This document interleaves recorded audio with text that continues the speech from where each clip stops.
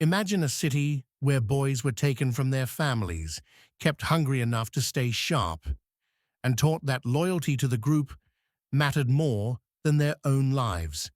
This wasn't fiction. It was Sparta, a society that hardened children into soldiers, and in the process, built something both terrifying and fragile. Here's the truth you'll see unfold.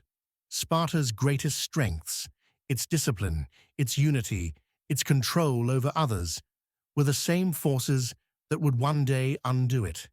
Behind every crown, council, and sword was a system obsessed with balance.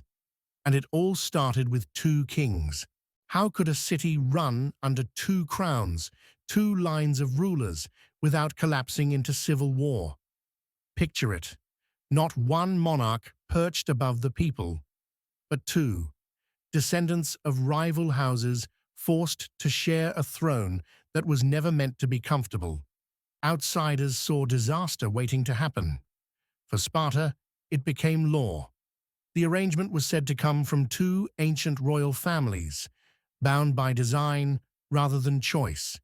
Each king was supposed to offset the other, like counterweights on a scale. On paper, this prevented tyranny. In practice, it meant the title of king carried more ceremony than sweeping power. The role was defined. They conducted sacrifices for the state, oversaw judicial matters connected to inheritance and family law, and commanded armies on campaign. Their crowns carried honor, but within Spartan walls, their authority was carefully fenced in. That fence had a name, the Gerousia. It wasn't just a circle of elders in vague terms.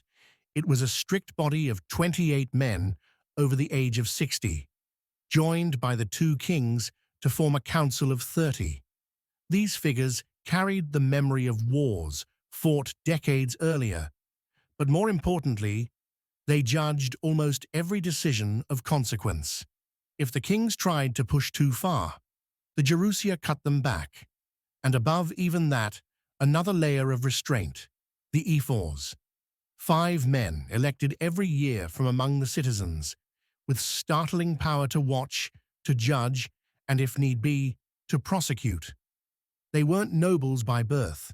They weren't permanent fixtures, but their board could summon kings, oversee trials, and enforce the rules of the state. A robe stitched with purple meant little when 5 officials with annual terms could knock you down a peg. So what looked like a simple monarchy was actually a patchwork, dual kingship, an aristocracy of elders, and a small democratic vein beating through the ephorate. Balance was the stated goal. The truth was a government that moved cautiously, leaning on precedent like a crutch, wary of letting anyone, especially its own rulers, step outside the lines. How could a city run under two crowns, two lines of rulers, without collapsing into civil war? Picture it. Not one monarch perched above the people, but two, descendants of rival houses forced to share a throne that was never meant to be comfortable. Outsiders saw disaster waiting to happen. For Sparta, it became law. The arrangement was said to come from two ancient royal families, bound by design rather than choice. Each king was supposed to offset the other, like counterweights on a scale. On paper, this prevented tyranny. In practice, it meant the title of king carried more ceremony than sweeping power. The role was defined. They conducted sacrifices for the state, oversaw judicial matters connected to inheritance and family law, and commanded armies on campaign. Their crowns carried honor, but within Spartan walls, their authority was carefully fenced in. That fence had a name, the Gerousia. It wasn't just a circle of elders in vague terms. It was a strict body of 28 men over the age of 60, joined by the two kings to form a council of 30.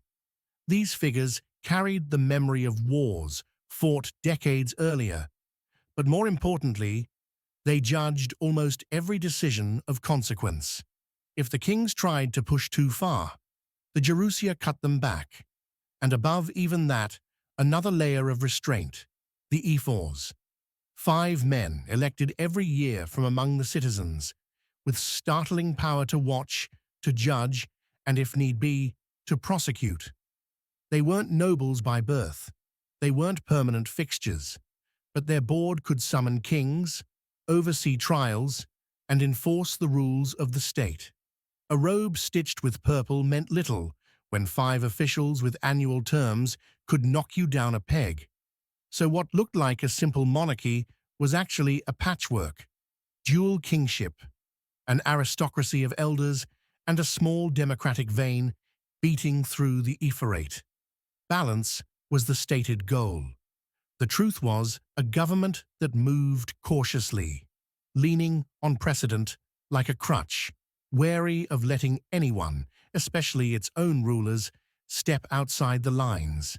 What kind of land breeds a people who turn survival into discipline, and discipline into war? Look south, to the Eurotas River Valley, a strip of fertile ground pressed between bare ridges. On one side loomed the jagged peaks of Mount Taygetus, on the other, a ring of smaller ranges that closed the valley in like a cage. Grain, olives, and vines could grow near the water, but behind every field stretched stone, high and unyielding. It looked protective, but it also cut Sparta off from the wider Greek world.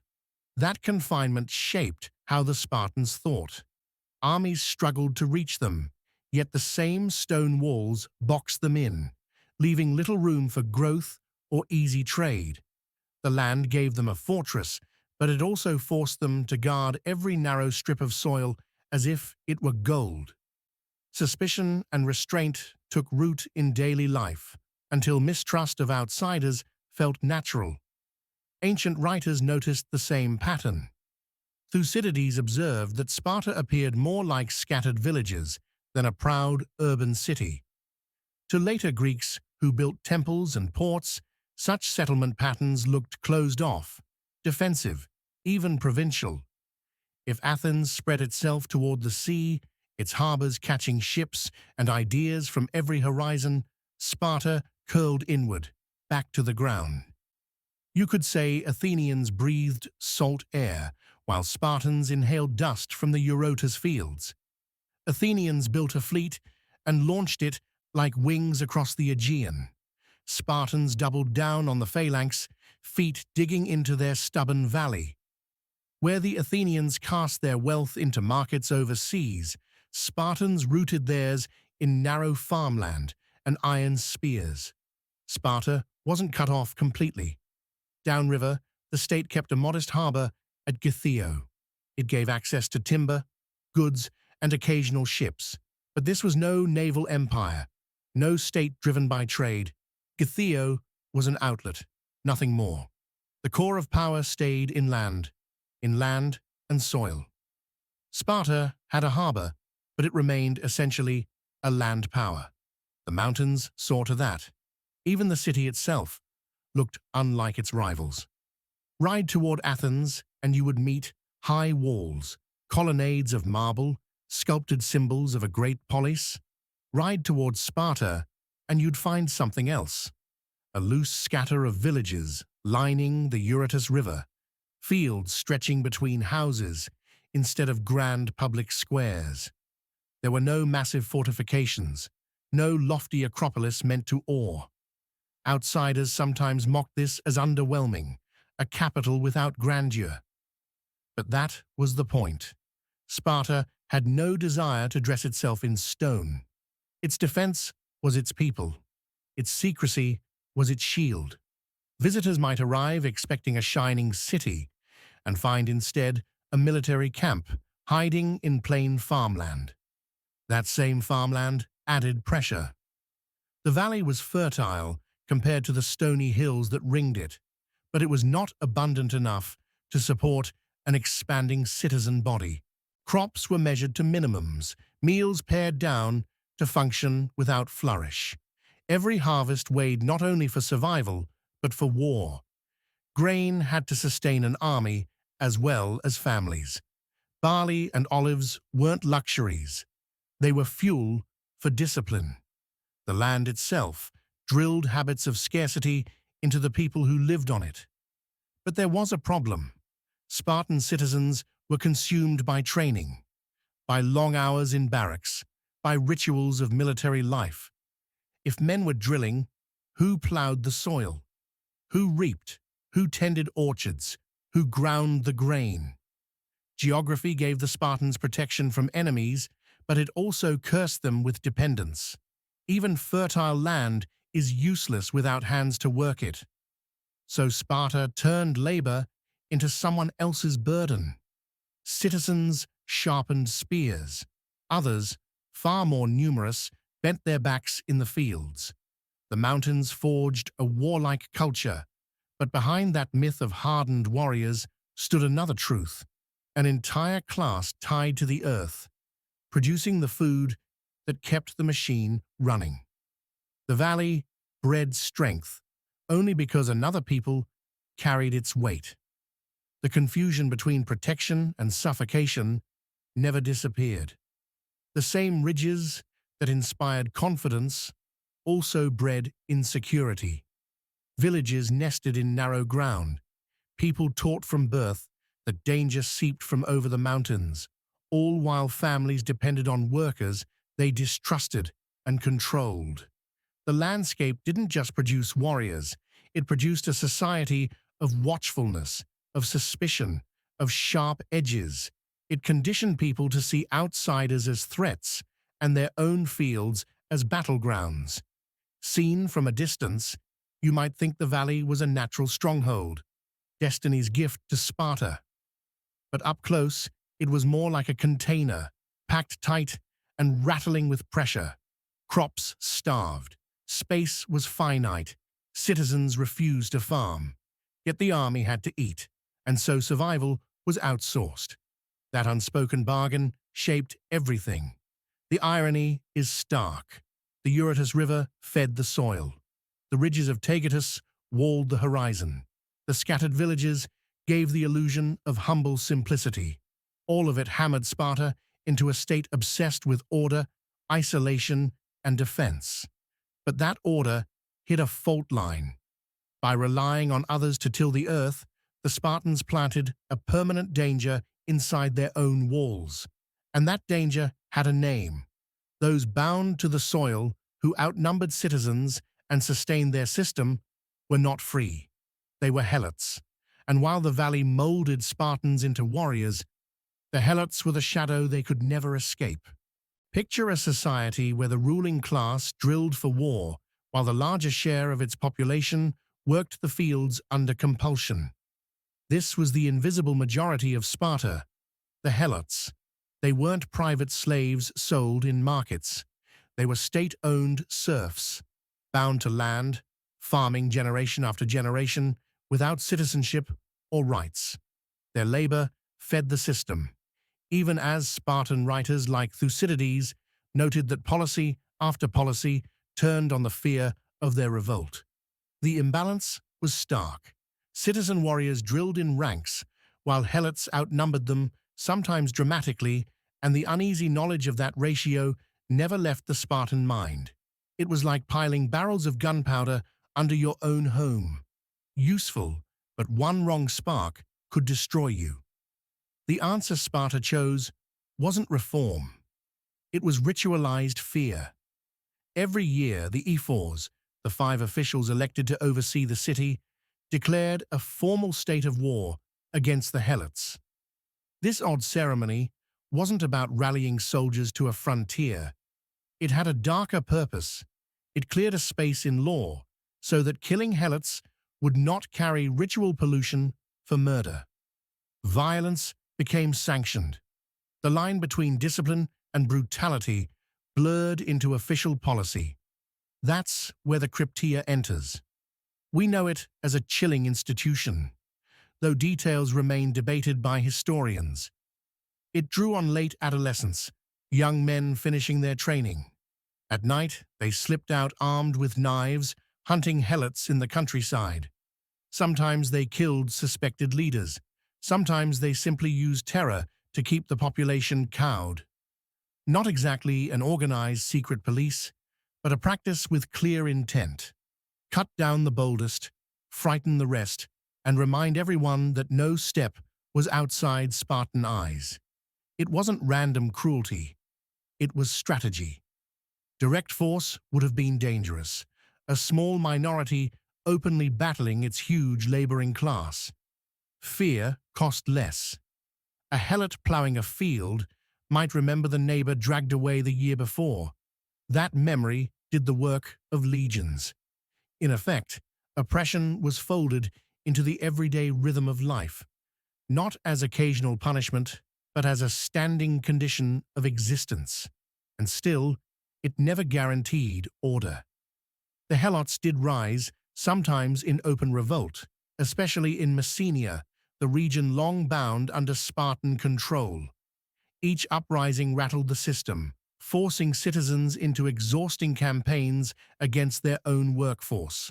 Survival meant grinding repetition. Victories followed by fresh paranoia. Repression answered by new bursts of resistance. Sparta claimed courage, but it lived in fear of the very people baking its bread. The contradiction was sharp. Among themselves, Spartans preached equality, discipline, and integrity. Yet that mirror of virtue reflected only citizens. The majority lived under laws designed for humiliation. Ritual killings, forced costumes mocking their status, rules written not for efficiency, but for psychological breakdown. The message was constant. You exist by our permission. Forget that, and you will die. Imagine daily life. A citizen marched in drills, then sat at communal meals, recounting duty and loyalty. But behind it all, he knew his family's food came from hands he dared not trust. He trained to fight Persians abroad, but feared the harvesters at home.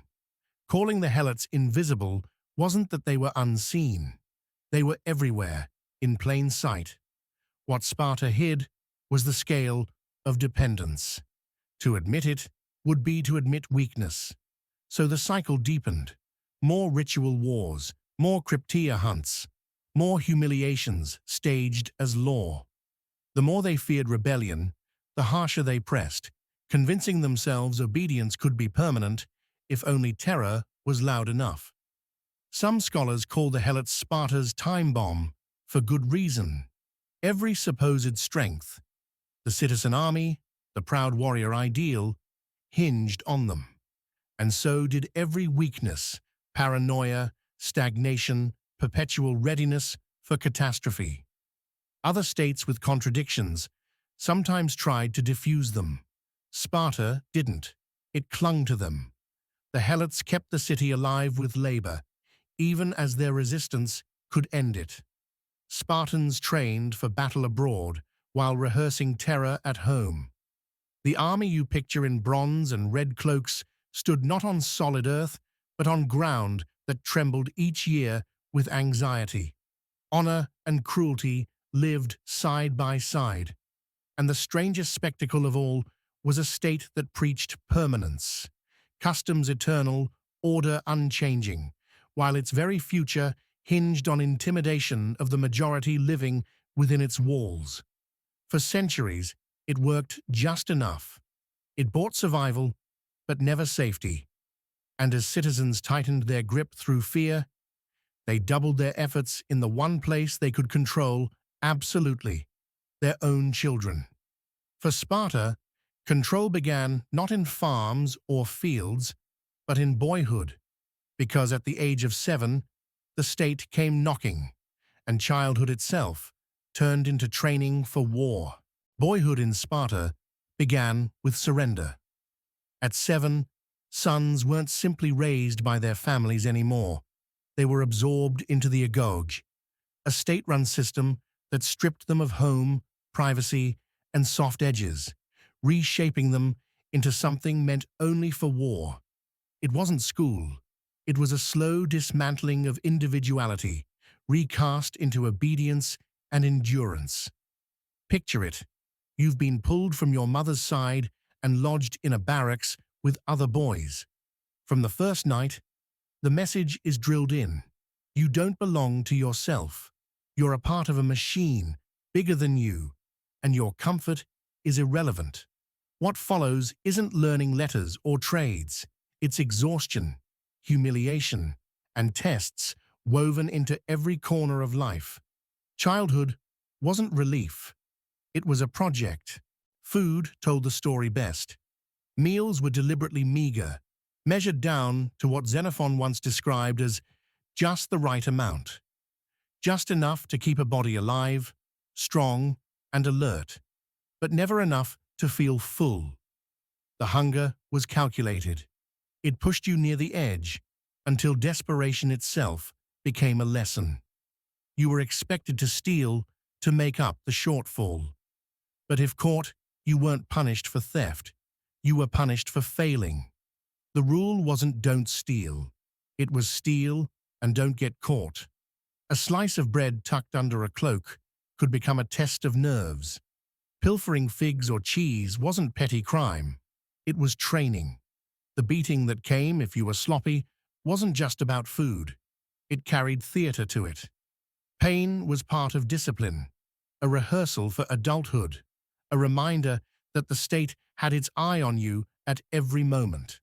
Nothing was private, and the barracks weren't quiet.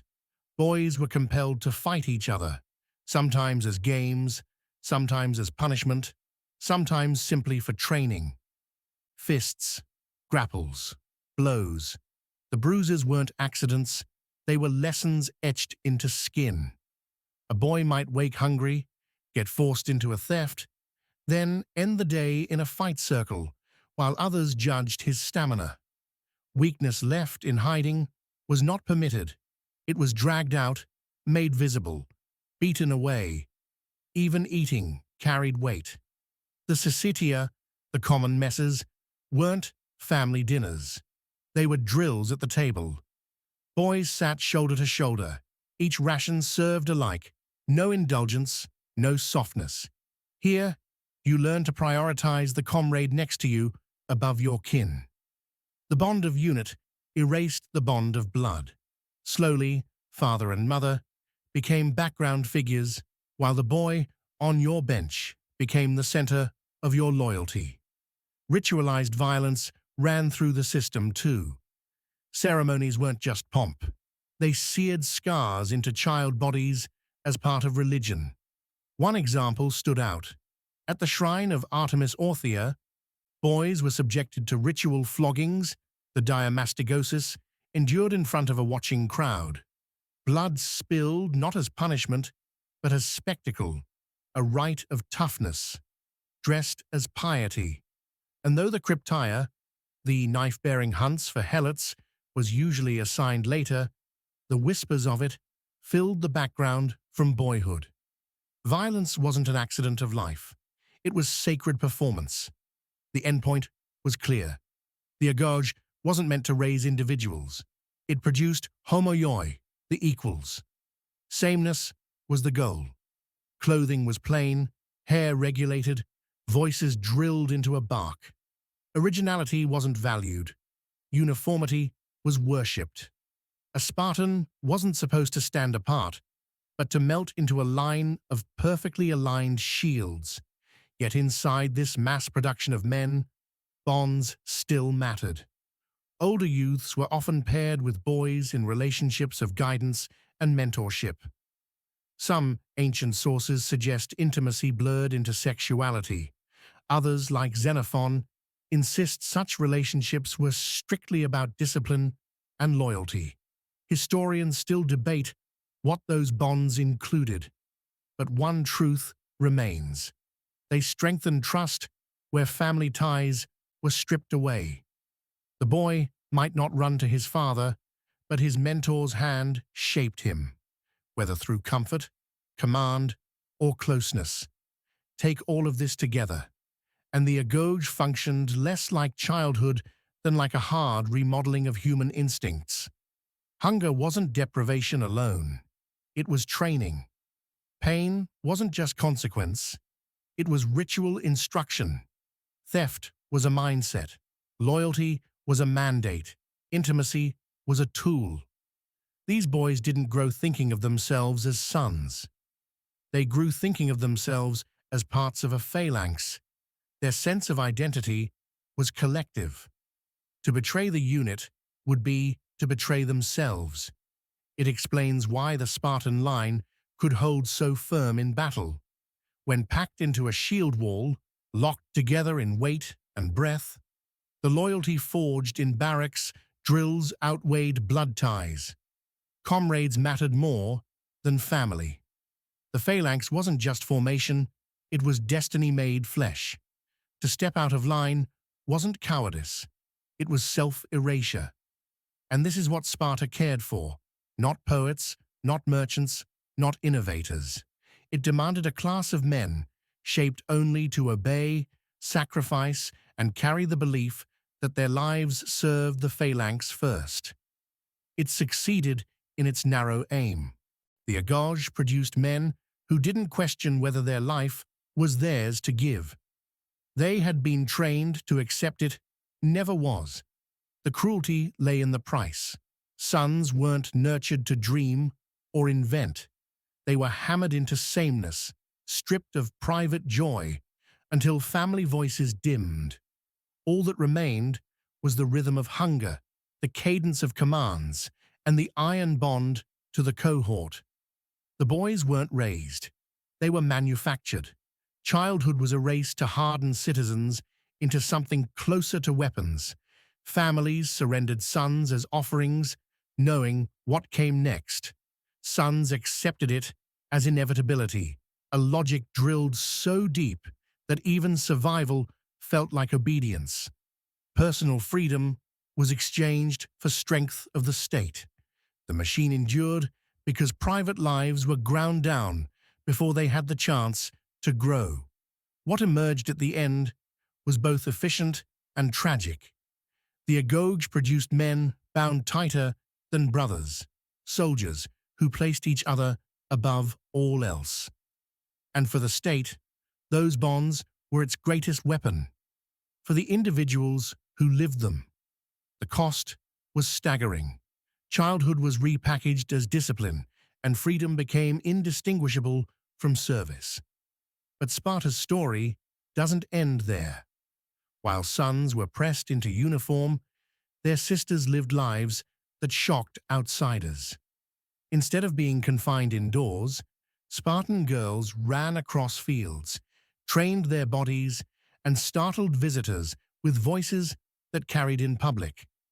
To other Greeks, it looked obscene.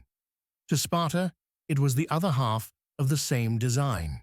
Imagine a city where men drilled in silence and slept in barracks, while their sisters ran races in public, owned land, and gave orders on estates. That was Sparta, and its women left the rest of Greece in disbelief.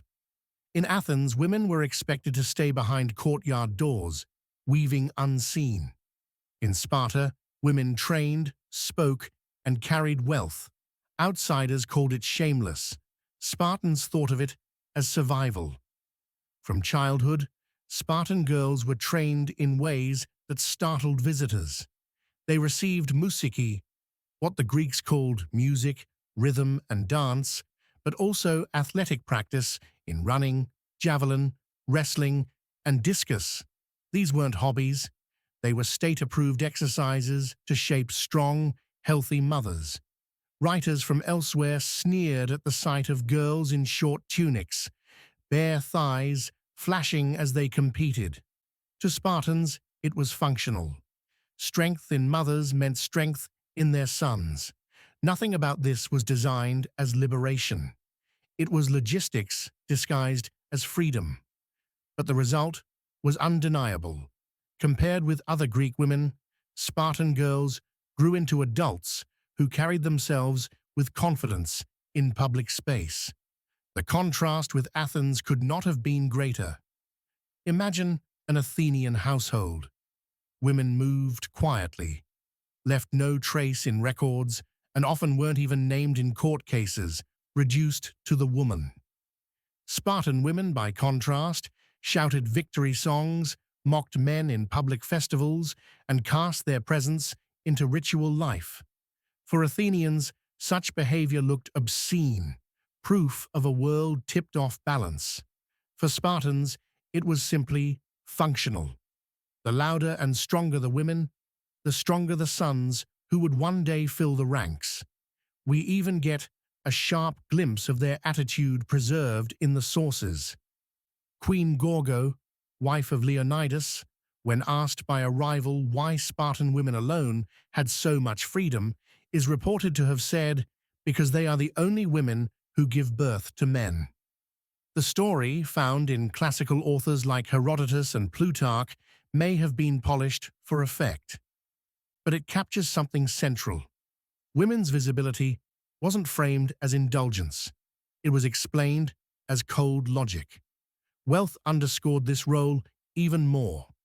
Spartan women did something almost unthinkable elsewhere in Greece. They inherited and controlled land directly. By the later classical period, scholars estimate they owned at least 35% of Spartan land. This wasn't abstract. Estates produced food, controlled helot labor, and defined status. With husbands absent in barracks or on campaign, women became stewards of wealth. They ran households, ordered helots, and kept the economy alive while men drilled. Their economic footprint gave them a power that scandalized outsiders used to seeing women excluded from property entirely. To foreign eyes, women controlling wide tracts of farmland was an outrage. To Sparta, it was necessity. Marriage, even here, revealed the difference. In Athens, girls typically married by their mid-teens to much older husbands, with little say in the matter.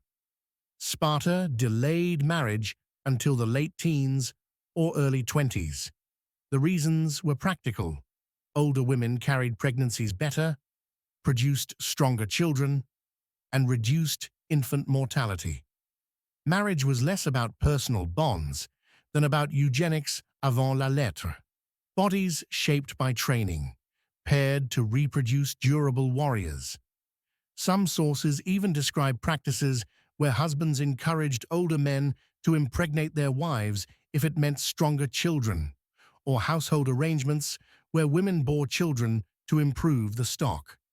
Historians debate exactly how deep or formalized such customs were, but the shared aim comes through, maximizing the endurance of future generations. This echo of practicality spilled into spectacle too. Cynisca, a Spartan princess, made herself notorious when she won the Olympic chariot race, the most prestigious and expensive event in the Games. Women elsewhere couldn't own land, let alone stables and racing teams. But Spartan law allowed it, and Cynisca funded a winning team.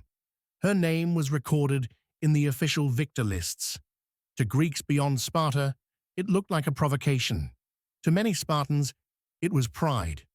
A Spartan woman had taken glory where others couldn't even compete.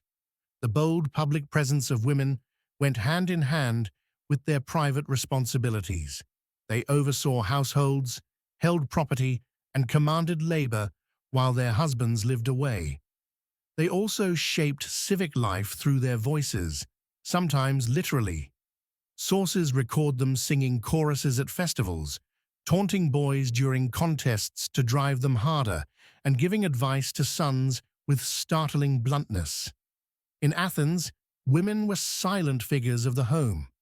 In Sparta, they could publicly rebuke, command, and mock in ways that left foreign men reeling. Yet, for all its strangeness, this liberty was never about individual choice. It was yoked to the demands of the state machine. Women were visible because the system needed them to be. They were strong because strong mothers mattered. They were property holders because men could not be. Their influence was rooted in supply lines of food, bodies, and estates, the foundation without which Sparta's warriors would have collapsed. To call this liberation would be false. It was service, but service with side effects, women with strikingly more autonomy than most of the Mediterranean world. And that paradox carried forward. On one hand, Spartan women became emblems of scandal to outsiders, figures scorned as excessive, vulgar, or indecent. On the other, they kept Sparta functioning. When husbands drilled endlessly, it was women who made estates run. When sons were molded into warriors, it was women who birthed and shaped them. They were never secondary. They were the spine that bent so men could charge into battle without looking back. Consider the irony. The official Spartan dream was of equals. Adult male citizens bound into a brotherhood beyond wealth or personality. Women were excluded from that circle. Yet in practice, women's property, education, and visibility granted them a power that far surpassed their sisters in Athens or Corinth. Outsiders accused Sparta of disgrace. Spartans saw necessity. Either way, the result was a society where women stood in daylight, while most of Greece still pushed them into shadows. Still, that freedom drew its shape not just from culture, but also from economics. Women managed wealth, in part because men of the citizen class were deliberately denied it. Their control of estates balanced the stark restrictions imposed on their brothers and husbands. Spartan men carried shields and iron discipline. Spartan women managed land and resources. One half of the society was built for war. The other half kept the war machine alive on soil and grain. That tension sets up a sharp contrast. Women in Sparta held property and wealth in visible ways. Men, meanwhile, were bound into a strange system that tried to strip wealth away, treating gold and silver as dangerous temptations. It created a society where one gender managed abundance, and the other lived in imposed scarcity. The city had given women an armful of land and power, while men were handed iron bars that weren't worth stealing. And it's there the story turns next, to the war Sparta declared not on Persia or Athens, but on wealth itself. Picture this: a city that tried to smother greed by making money useless. Sparta's own story claimed they used iron bars, dipped in vinegar and made brittle instead of gold or silver. The point wasn't commerce, but symbolism. Money so heavy and ugly it was meant to repel desire itself. Historians now see this tale as part of the Lycurgan legend, a moral fable about austerity rather than a simple fact. In reality, Sparta eventually minted coins centuries later, starting in the 260s to 250s BC. But the legend lingered, and it told outsiders everything about Sparta's values. The rejection of silver shaped more than trade. It was a statement. We are not Athens. Athenians loved their silver owls, a gleaming currency passed hand to hand in glittering markets. Spartans looked at that shine and saw corruption. Their own money, whether iron bars or later coins, was deliberately plain and deliberately awkward. It was the pocket-sized version of their whole society. Weight without polish, usefulness over beauty, nothing easy, nothing tempting. But don't think this made Sparta self-sufficient. They still needed pots, tools, and ships, and those didn't spring from warrior hands. That's where the perioikoi came in, the free but second-class communities that surrounded the Spartiates. They hammered bronze, crafted shoes, shaped wood, and sailed out for trade. Spartan citizens kept their hands clean of commerce, while the perioikoi did the necessary work.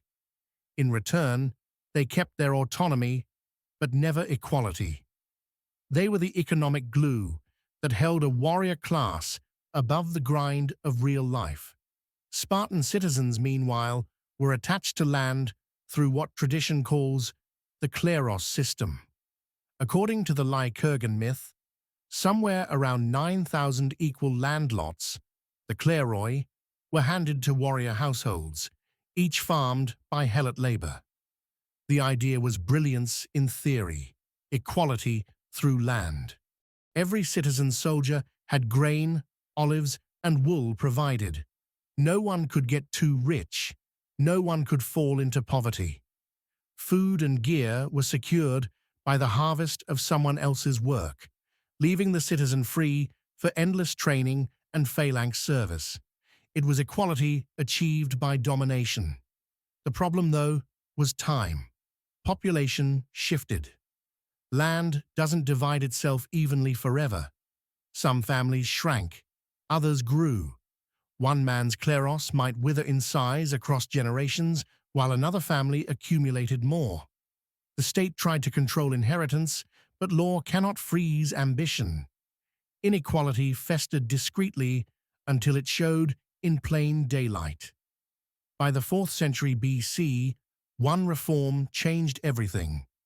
The legislation associated with Epitadius after the Peloponnesian War now allowed land to be freely gifted or willed. That opened the gate wide. Estates began to accumulate in fewer houses, and with them, wealth and control of helots as well. The effect was brutal. The citizen ranks that once numbered in the many thousands began to contract. By Aristotle's time, observers openly noted the decline. By the Hellenistic age, during the reforms of King Agus IV in the mid-200s BC, the citizen force had been cut down to only about 700 men. A state once proud of equals began to resemble an oligarchy of a few bloated households, while the poorest faded out of the citizen body completely. Equality hadn't been preserved. It was amputated. Outwardly, Sparta doubled down. Luxury goods were banned, foreign imports frowned upon, cloaks remained simple and red, homes low and unadorned, jewelry practically outlawed. Meals were taken in Syssitia, the communal dining halls, where equality was rehearsed in barley broth. Visitors often mocked the infamous black soup, a meal so grim, outsiders thought it tasted like punishment. But whatever message those laws shouted, inequality over land undermined it in silence. Ordinary households slid into poverty, unable to maintain their status when their plots shrank below survival. That paradox gnawed away at the image. Sparta waged a war on wealth, as if gold itself were an enemy army. They thought they had won by smothering coinage, banning luxury, and elevating austerity. Yet wealth crept back through soil and inheritance. You can reject silver all you like, but land has a gravity laws alone cannot resist. Helots still harvested grain. Estates still built surplus. Some men had it, others did not. The result? Citizens slipping away, not from Persian swords, but from economic starvation at home. Even the iconic iron money symbolized the double edge. To Sparta, it was virtue made visible. Our money is heavy, so we are free from temptation. To outsiders, it was laughable. Money too crude for commerce, evidence of backwardness and fear. What was meant as proof of strength became a symbol of conservatism. And as Mediterranean networks began to hum with coin, markets, and exchanges, Sparta looked less like a fortress and more like a relic, locked in rigid suspicions. Social rigidity worsened the spiral. A Spartan man couldn't shift careers, couldn't take up trade, couldn't abandon the barracks and Syssitia without losing citizenship. No matter how ruinous his kleros became, he either had his land and helots, or he ceased to exist politically. The circle of equals dwindled until it was absurd. A handful of men holding the title, surrounded by tens of thousands of laborers, dependents, and excluded free peoples. Equality had been rewritten, not by law, but by gravity. The ban on wealth produced its own grotesque contradiction. Spartan men lived bound by austerity, while women, inheriting freely, accumulated lands. By later centuries, it's estimated Spartan women controlled at least 35% of all land. The equal men often owned less than their mothers, wives, and daughters. The city that banned male greed ended up with women who wielded vast estates. This wasn't liberation in the modern sense, but it created a gulf that mockingly exposed the flaws of their system. Men rejected silver, women counted olives. One half lived in imposed scarcity, the other managed quiet abundance. So the war on wealth didn't kill inequality, it sharpened it. By refusing trade, they lost resilience. By freezing social roles, they lost options. By smashing coinage, they convinced themselves desire was gone, when in truth it simply hid in real estate, in inheritance, and in secret accumulation. Over centuries, the equal body of citizens became a skeleton. They suffocated on their own rules. It's tempting to call this a slow suicide, but to the Spartans themselves, it felt like discipline. They believed austerity was strength, even as numbers dwindled. They thought rigidity was survival, even as it left them brittle. They clung to rules that cracked under pressure, but stayed convinced those cracks were virtue. One thing explains the stubbornness. In their world, life wasn't about comfort or wealth or exchange. It was about arms and armor. And when you look past the coins, the land, the boiled black soup, you come to see the truth that anchored all the rest. In Sparta, the only possession that truly mattered wasn't property or money. It was the shield in your hand. What defined a Spartan wasn't wealth or comfort, but the demand to keep formation no matter the cost. This is where the idea of shields before flesh took root, not as a slogan, but as the foundation of their society. Picture this: a phalanx crashing forward, shields locked tight, bronze and wood overlapping like scales. The aspis, the great round shield, was enormous, so wide it covered much of its bearer and stretched far enough to guard the man standing on his left. That detail mattered. Your shield wasn't only for you, it was for him. One slip, one dropped arm, and suddenly 2 men stood exposed. The shield carried weight not just as gear, but as morality. That's why the Spartan creed prized the shield above all other arms. Spear and sword were yours to wield, but the shield was entrusted to protect another life. To lose it wasn't a personal failure, it was betrayal. And that belief bled into family life too. Ancient sources like Plutarch relay the famous farewell, Spartan women telling sons or husbands to return with this or upon this. Historians today see it less as a literal burial rule and more as later rhetoric, propaganda sharpened into a brutal saying. But it still captured the cultural truth. Survival had value only if you preserved the wall. Courage here wasn't dramatic charges or lone duels. It was the refusal to budge as lines slammed together. Imagine the sound, the crunch of shields, the shove of hundreds of bodies, the dull hammer of spears colliding. A coward wasn't the man who panicked or trembled. A coward was the one who let go. In Sparta, the measure of valor was painfully simple. Stay braced, shoulder to shoulder, no matter what. That demanded a lifetime of preparation. From 20 to 60, Spartiate men lived as professional soldiers. While other Greeks served in seasons and returned to orchards or workshops, Spartans never stepped away. Even in years without campaigns, they ate and slept inside their mess halls, their lives chained to drills and ritual. War hung suspended over them like a storm cloud that just wouldn't move on. Marriage reveals the cost of that discipline. Spartans were expected to wed around 20, but According to well-attested sources, they couldn't even live with their wives until age 30. The logic was deliberate. If men settled into households too soon, their bond to family might grow stronger than their bond to the barracks. So husbands met wives in secret snatches of time. Children might be conceived in stolen visits. Domestic life was written in glimpses, not years. The rule wasn't universal across all eras, but it was a firm practice in classical Sparta, designed to ensure that loyalty inside the phalanx wasn't diluted by love at home. That logic carried abroad. When men marched out, wives weren't expected to cry or cling. They sent their husbands into battle with those hard-edged farewells, reminders of where true duty lay.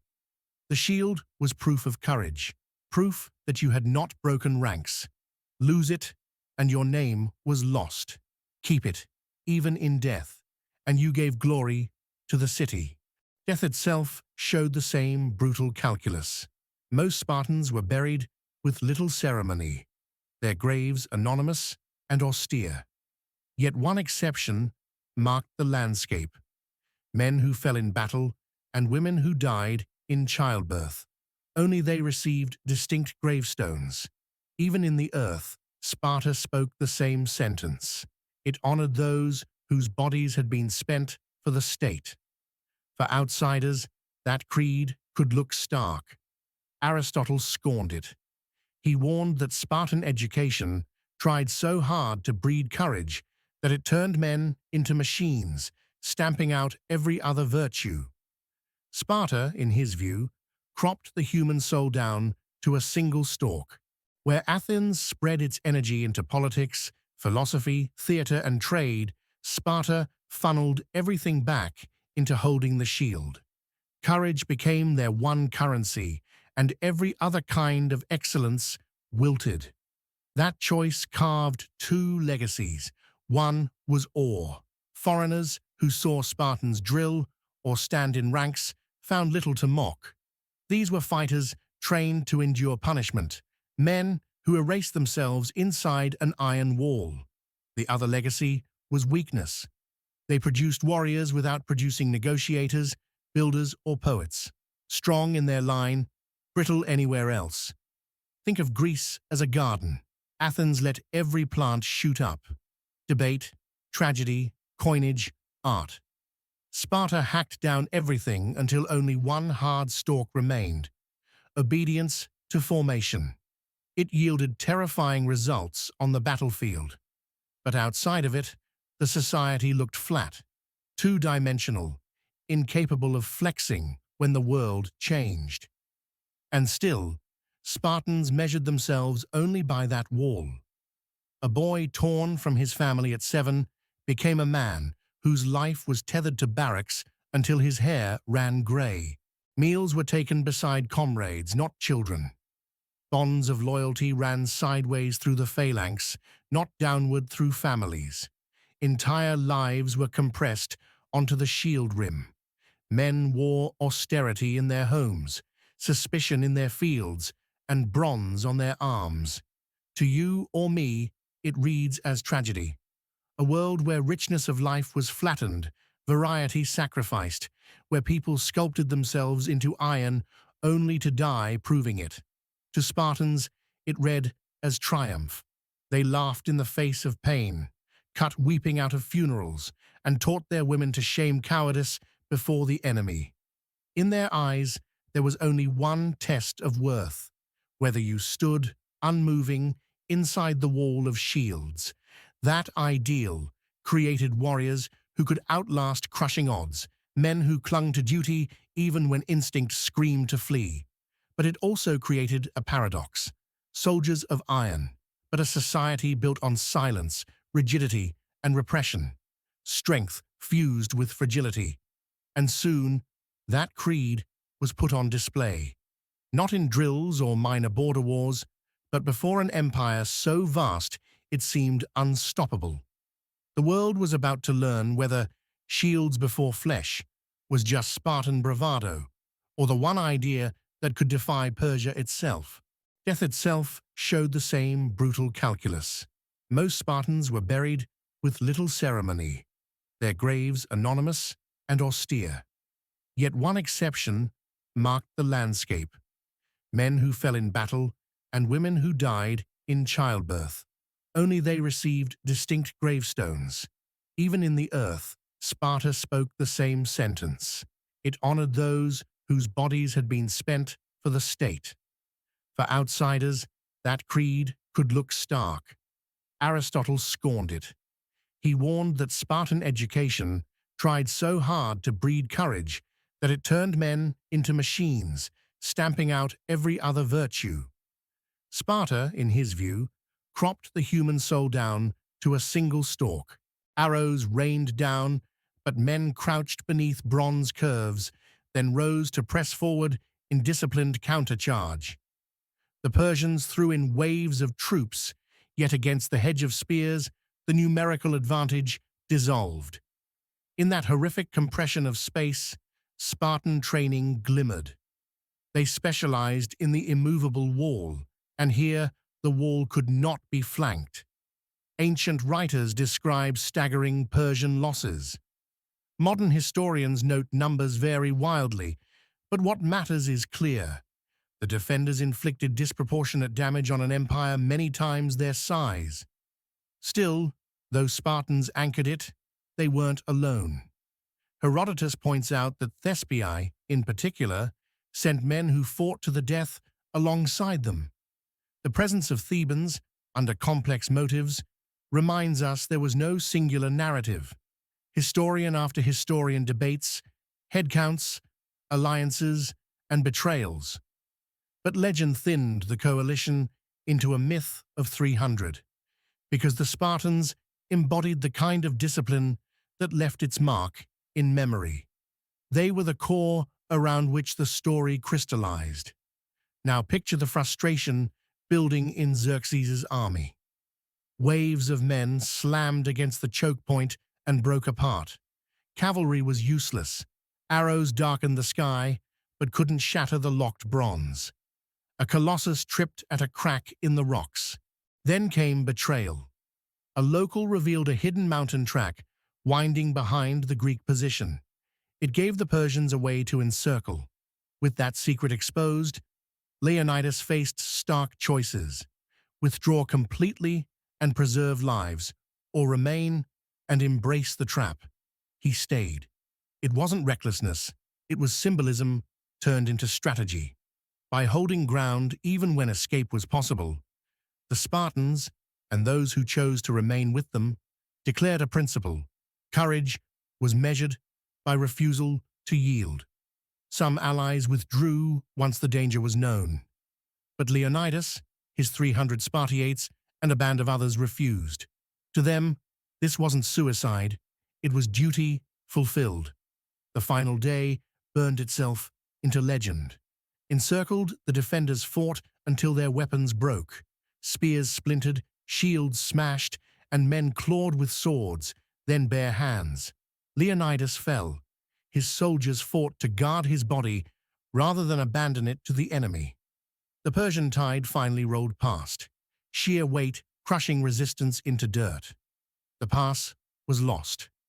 Persia advanced south, but defeat in the field turned immediately into victory in the imagination. Thermopylae's story moved faster than Xerxes' army. To the rest of Greece, it became a rallying cry. Resistance was possible. Courage could mean stalling an empire long enough for the rest to prepare. When Athenians abandoned their city to build a fleet, when Peloponnesians dug in at the isthmus, they did so with Thermopylae in mind. Myth and memory turned a loss into a symbol of unity. Ancient sources disagreed even then. Some mocked inflated tallies, some cut against exaggerations, others tried to restore credit to neglected allies like the Thespians. But memory carried the simpler tale. It was Spartans versus Persia. Fact held thousands of actors. Legend compressed it into a bronze shield and a single king in red cloak. And because myths are easy to repeat, the Spartan version prevailed. The site itself helped fix the memory. Epigrams carved on stone marked the pass, haunting lines meant to eternalize the dead. The most famous speaks of fallen men obeying their laws to the last breath. These words transmitted sacrifice as duty, not waste. When Greeks marched past or heard songs in their cities, these verses became fuel. The Persians had won the pass, but the Spartans had won the narrative. That's why Thermopylae mattered as much in aftermath as in battle. The strategy delayed Persia. The myth emboldened Greek defense. Both worked together, and the Spartans, citizens who gave up personal lives for barracks and shields, fit perfectly into that story. They were made for it, memorably unyielding, terrifyingly committed, too rigid to bend, even in encirclement. But that double edge remains in view. Thermopylae raised Sparta into eternal fame. It froze their image as models of discipline and courage. Yet reputation can be treacherous. The battle didn't end Persia's invasion. Cities burned. More men died. Victory at Salamis and Plataea would eventually check Xerxes, but Thermopylae's role was memory, not final resolution. Sparta's brand was secured. Its problems were not. This is what legacy does. It lifts images above evidence. Thermopylae was coalition, loss, delay. It became Sparta, courage, immortality. The truth is messier, always. But myth drowned out complexity and left behind a single word, Spartan, and reputation has its price. Thermopylae gave Sparta international awe, but at home the old cracks continued. Dwindling citizens, rigid laws, a system held together by fear of helots and control of land. Memory can't feed armies, and myth can't erase contradictions. Soon, the Spartans would turn away from Persians and toward Greeks themselves, into wars that made them masters of Greece. Victory can be poison. And for Sparta, the defeat that became legend was only the beginning of a struggle where triumphs would prove more dangerous than losses. Empire was a strange weight for Sparta to carry. Once a landlocked fortress of discipline, they suddenly found themselves at the head of the Greek world after Athens' defeat. For the first time, Spartan officials dictated terms across seas and islands, tasks far beyond the reach of their phalanx. Winning the Peloponnesian War had been one thing. Governing the fragments it left behind was another. Picture this: a state built on farming valleys and barracks life, now charged with running garrisons across the Aegean. Athens had once oiled its empire with fleets, trade, and tribute systems. Sparta had none of that. They tried to step into the role without the gears to drive it. They could batter down stone walls and starve cities, but diplomacy, shipping, and long-term administration were skills they never cultivated. Their new empire was built heavy and awkward, clumsy to move. Instead of nourishing allies, Sparta imposed control. Citizens marched into foreign cities, tore down democracies, and installed oligarchies. These new regimes were often narrow cliques sustained by Spartan garrisons. One of the most infamous moments came with Athenian defeat, when Spartan commander Lysander helped install the 30 Tyrants, an oligarchy whose brutality scarred the city. What had once looked like liberation from Athenian dominance now felt like occupation. Gratitude soured into hatred. Lysander himself became the face of this new arrogance. He engineered puppet governments across Greece, wielding Spartan prestige to dictate terms city by city. For a moment, it made him seem the architect of empire. But Sparta couldn't sustain his creations. Without fleets of merchants, without bureaucrats, without even enough citizens to police all these new dependencies, control slipped fast. Fear was all they had to hold cities in line. Fear, as history tends to show, doesn't last. Worse still, Sparta had to do something it hated: build a navy. Athens had carried the seas for decades. Sparta had always prided itself on spears, not sails. By throwing resources into ships to fight Athens, they strained their tiny citizen body, since rowers and sailors had to be drawn from wherever they could be found. The fleet that won them the war unraveled just as fast. At battles like Cnidus, Spartan naval power cracked apart. They had tried to mirror an Athenian empire without the tradition or resources to make it work. At home, the citizen body was shrinking. Years of war, along with social inequalities that never really disappeared, ate at their numbers. Military service stretched them even thinner, as men occupied foreign posts, commanded garrisons, or manned ships. Sparta had entered the Peloponnesian War with serious weaknesses already in play.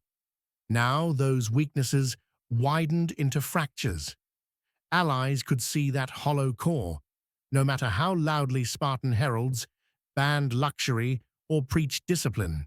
And while Athens reeled from plague and famine during the war, its collapse came from external wounds. Sparta's decline was subtler. It rotted from the inside. The system designed to keep citizens equal couldn't adapt. Inheritance laws allowed land to concentrate into fewer hands. Women gained control of estates, while many men struggled to maintain their status as full citizens. Each campaign drained more lives from a pool already too shallow to support an empire. The poison of victory became obvious soon after. Sparta had fought to stop Athens from dominating Greece. Once triumphant, they copied the thing they had sworn to resist: an empire of tribute and enforced compliance, but without the machinery to hold it up. Imagine being handed a complex ship with rigging and sails, but no crew trained to handle them. That was Sparta's new empire. Impressive in victory, brittle in practice. Opposition grew fast. Thebes rose into view as a rallying flag for discontent.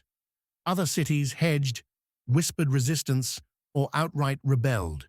Some switched loyalty altogether, deciding Spartan rule was no lighter than Athenian tribute had been.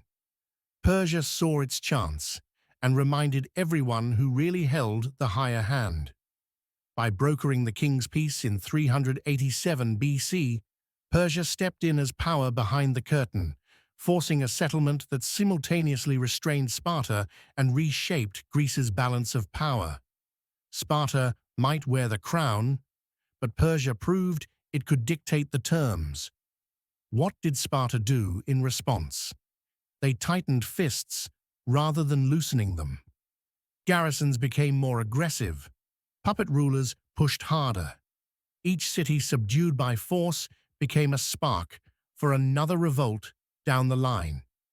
The slim citizen rolls struggled to stretch far enough, so mercenaries and allies filled the gaps, yet that only deepened the sense of illegitimacy. Empire built on borrowed manpower is always fragile. So the paradox sharpened. The harder they gripped, the less secure they became. Their rigidity had once been miracle discipline against Persia and Athens. As empire, it was a flaw. An inflexible phalanx could hold a battlefield, but politics isn't a front line. It requires bending, bargaining, and compromise. Sparta could manage none of these. They tried to rule the same way they fought, head-on, with no adjustment. It worked in fields and passes. It collapsed in the halls of empire. The irony ran deep. Sparta, the master of phalanx discipline, proved powerless in the messy business of empire. They had no bureaucratic class, no deep naval traditions, no knack for weaving markets into loyalty. They had shields, land, and a withering citizen body. Against allies and rivals who wanted autonomy, this wasn't enough. The muscle that had terrified enemies on the field was nothing like the skill needed to run a fractured Greek world. Over time, the hollowness became clear. Sparta still inspired fear with its armies and still barked orders across the Aegean. But the population of true equals dwindled. Reserves of goodwill dried up. Their empire became only an empty scowl, backed by shrinking resources and a citizen count no longer adequate for the task. It all looked powerful enough, until resistance tested it in open battle. That test was coming, not in far-off harbors or starvation sieges, but in plain daylight against an opponent determined to prove the Spartan phalanx could break. That brittle empire would be broken in the open field. How do you break what claims to be unbreakable? In 371 BC, at Leuctra, Thebes delivered the answer. For generations, Sparta's warriors had stepped onto battlefields certain that their phalanx could not be broken. Every boy raised in the agoge, every tradition of the Syssitia, every law of Lycurgus, fed that single conviction: stand in line, and you will not fall. At Leuctra, that creed was tested head-on, and for the first time, it shattered. Picture the setup. On one side stood a Spartan army, full strength, commanded as tradition demanded, elite warriors on the right wing. Depth spread evenly across their line. They relied on the old formula: 12 men deep, quality over quantity, and the aura of inevitability that had crushed Greece for decades. Facing them, Epaminondas of Thebes chose to break the script. He pulled together his strongest fighters, massing them into an unusually deep column on his left, stacking ranks far beyond convention. Historians describe this as an oblique or echelon tactic, a wedge designed to punch not across the whole front, but into one precise point. At the tip of this column stood the Sacred Band, a select unit of paired fighters, bound together by loyalty that went beyond mere comradeship. To some, they looked almost ceremonial. To Sparta, they became a spearhead, sharper than anything they'd faced. Instead of mirroring depth, Epaminondas poured weight into one spot, aiming it like a hammer at the very point where Spartan kings and their citizens usually anchored the phalanx. This wasn't about numbers alone. It was about force directed like a blade. The collision was brutal. The Theban column hit the Spartan right with the weight of a mountain. The overlapping shields of the Spartans, which had held against Athens, Persia, and countless foes before, buckled under strain. For the first time, a full-strength Spartan army lost a land battle. One side of the line collapsed. Spartiates, men raised from boyhood never to retreat, were forced backward, then fled. What had seemed unshakable for centuries folded in the span of an afternoon. The shock went deeper than immediate losses. Sparta had built its whole identity on the idea of hoplites as the apex of war. At Leuctra, Epaminondas showed that courage and drilling were not enough if trapped by tradition. Innovation cracked the wall. It wasn't treachery. It wasn't luck. It was strategy applied with precision, and that made it worse. If Sparta fell once, it could fall again. And Greece saw it. The cost in men was catastrophic. Hundreds of Spartiates died that day, not just allies or perioikoi, but the citizen core itself. And Sparta could ill afford it. Their citizen body had been shrinking for generations, hollowed by inheritance laws and constant campaigns. Every loss in the elite core bled the state further. In a polis where power rested on a narrow population of equals, defeat at Leuctra wasn't just a battlefield setback. It was demographic disaster. The aura surrounding Sparta dissolved almost overnight. For years, Greek cities had obeyed Spartan commands out of dread. That dread evaporated once Leuctra proved the myth could be punctured. When messengers carried news south, helots in Messenia and Laconia sensed opportunity. The fear that had kept them bent over fields began to shift back onto their masters. Uprisings and resistance stirred, just as the citizen ranks were too bloodied to respond with confidence. Epaminondas pressed his advantage. After Leuctra, he marched the Theban army directly into the Peloponnese, heartland of Spartan rule. In a move as symbolic as it was practical, he liberated Messenia, giving Helots there formal independence and fortifying their new city. For centuries, Spartan wealth had depended on exploiting Messenian labor. In one campaign, that foundation cracked wide. The battlefield defeat had destroyed their aura. The liberation of Messenia shredded their ability to sustain the old system. The machine relied on domination, and now domination was slipping away. Think about that. Two blows at once, military and structural.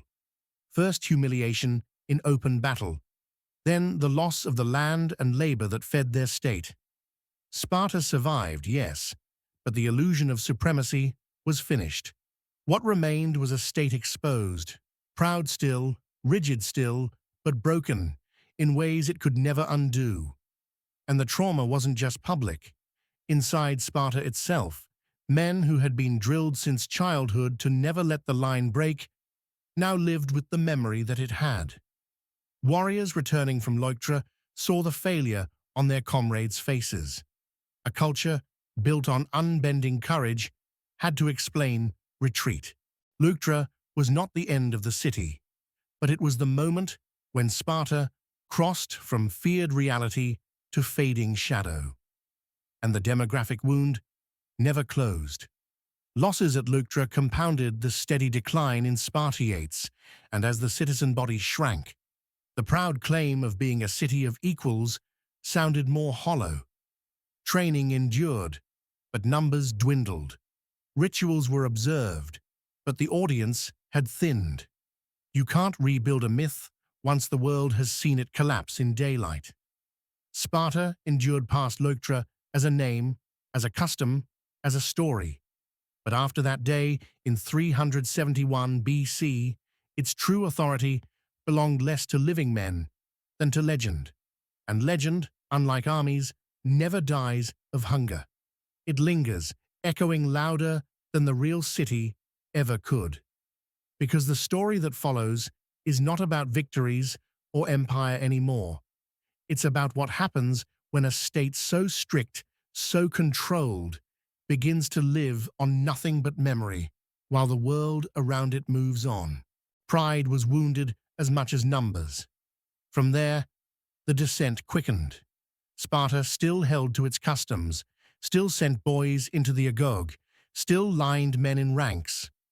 But the rest of Greece now saw them as just another city-state, not the terror of hoplite warfare. Allies defected, rivals grew bolder, and Sparta found itself scrambling for mercenaries to replace its dwindling citizen army. Fear had once done the work of 1,000 spears. At Leuctra, fear migrated to Thebes. Imagine the statue of Sparta, the austere figure, jaw set in stone. At Leuctra, a single strike found the weak seam. The crack spread down the length of the figure, and though it still stood, it was never whole again. The appearance endured, but the integrity was gone. No aura remains once it is pierced. The consequences rolled beyond one generation. Thebes rose to prominence, however briefly. Soon, Macedon would absorb Greece, and later Rome would turn the whole system into memory. Sparta lingered, but increasingly as symbol, not power. The legacy of shadows lies in what Sparta left behind long after its walls lost their power. They carved children into soldiers, silenced wealth, and built stability on fear. But that same discipline left them brittle. Rigidity that once made them strong became the root of collapse. Yet the shadow endures. Our language still carries them. Spartan for harsh austerity, laconic for speech cut to the bone. Generations since then have looked back with fascination. what historians call laconophilia, sometimes admiring their toughness, sometimes twisting their image to justify politics far removed from the real city. So what do you see in Sparta? Genius or madness? Tell me below. Like, subscribe, and remember, Sparta became great by refusing to change, and it died for the same reason.